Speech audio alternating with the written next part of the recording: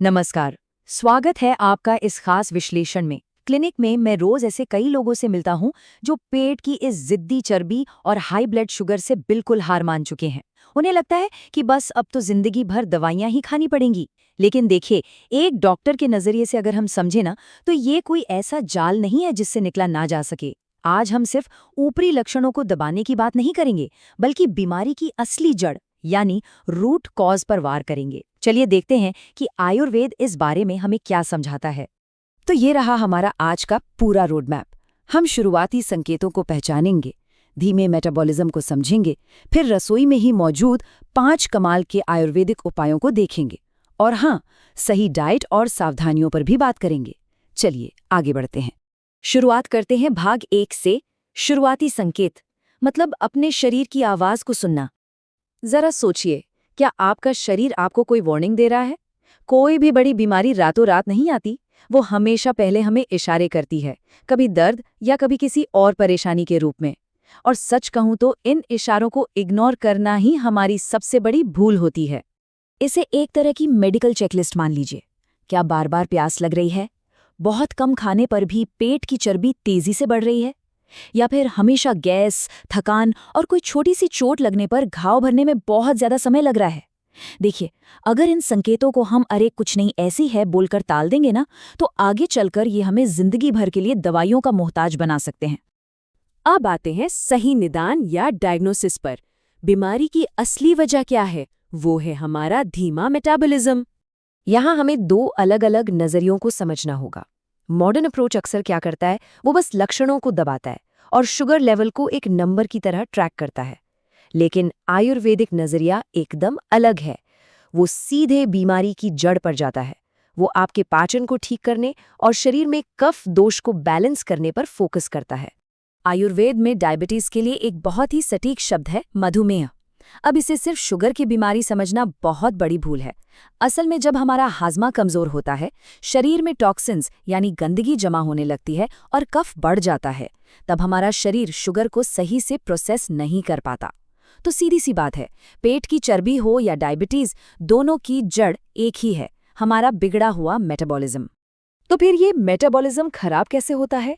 इसके पीछे हमारी रोजमर्रा की कुछ आदतें जिम्मेदार हैं, जैसे देर रात तक जागना, बिना असली भूख के बस कुछ न कुछ खाते रहना, ठंगे ड्रिंक्स और सफ़ेद चीनी का ज़्यादा इस्तेमाल, और हाँ, लगातार स्ट्रेस में रहना और दिन भर बस एक ही जगह बैठे रहना।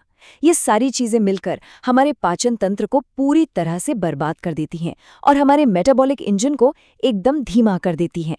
अब जब हमने बीमारी और उसकी जड़ को समझ लिया है, तो आते हैं आज के प्रिस्क्रिप्शन यानी नुस्खे पर। 5 बेहद शक्तिशाली और असरदार आयुर्वेदिक उपाय। पहला उपाय है मेथी का पानी। करना क्या है, बस 1 चम्मच मेथी दाना रात भर पानी में भिगोकर रख दीजिए और सुबह उठकर खाली पेट उस पानी को पी लीजिए और साथ ही उन बीजों को चबा चबा कर खा लीजिए। पाचन और मेटाबॉलिज्म को किक स्टार्ट करने के लिए ये एक बहुत ही शानदार और आजमाया हुआ नुस्खा है। दूसरा उपाय है जामुन के बीजों का पाउडर। इसे आधा चम्मच लेना है, वो भी हल्के गुनगुने पानी के साथ।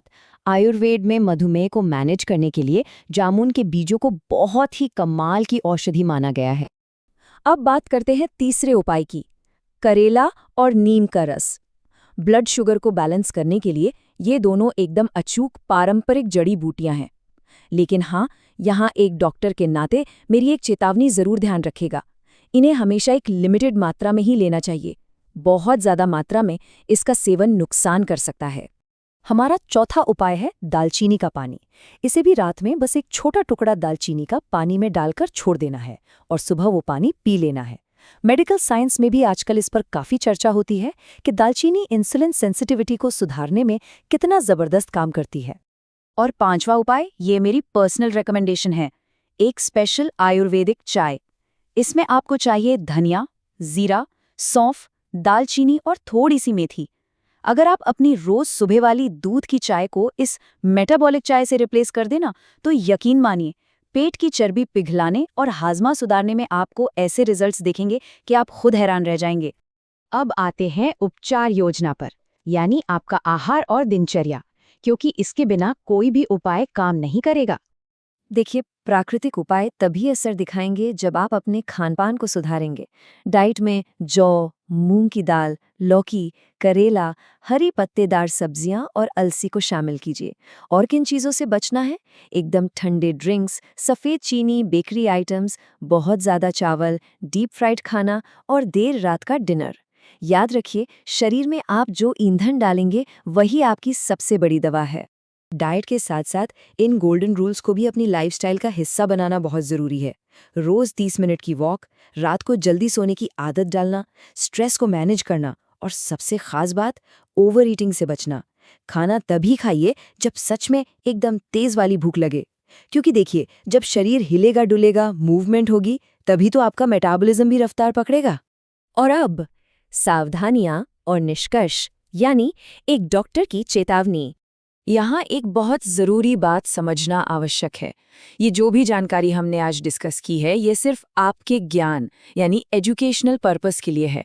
अगर आपको कोई गंभीर स्वास्थ्य समस्या है, कोई तेज़ दर्द है या आपकी पहले से डायबिटीज़ वगैरह की दवाइयाँ चल रही हैं, तो कोई भी नया नुस्खा शुरू करने से पहले अपने डॉक्टर या क्वालिफाइड हेल्थ केयर प्रोफेशनल से सलाह ज़रूर लें।